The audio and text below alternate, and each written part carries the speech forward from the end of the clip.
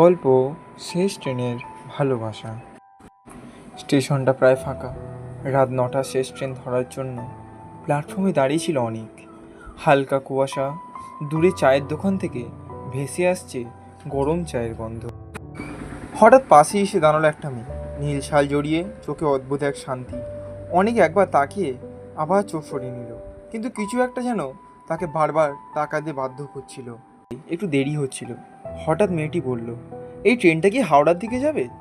অনেক একটু চমকে গিয়ে বলল, হ্যাঁ যাবে। আপনি একা যাচ্ছেন? হুম, সবসময় একাই যাই। মেয়েটা হালকা হেসে বলল। কথা শুরু হলো, নাম চেনা গেল। মেয়েটার নাম লীলা।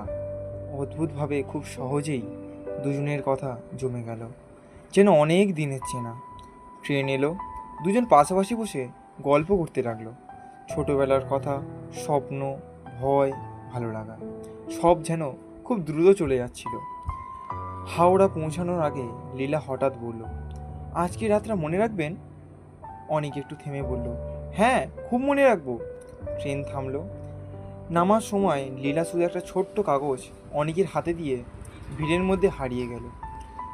অনেক কাগজটা খুলে দেখলো, একটা ফোন নাম্বার আর নিচে লেখা, সব গল্প একদিন শেষ হয় না, কিছু গল্প আবার শুরু হয়।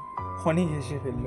সেই রাতের পর সেই ট্রেনটাই হয়ে গেল তাদের নতুন শুরুর প্রথম গল্প।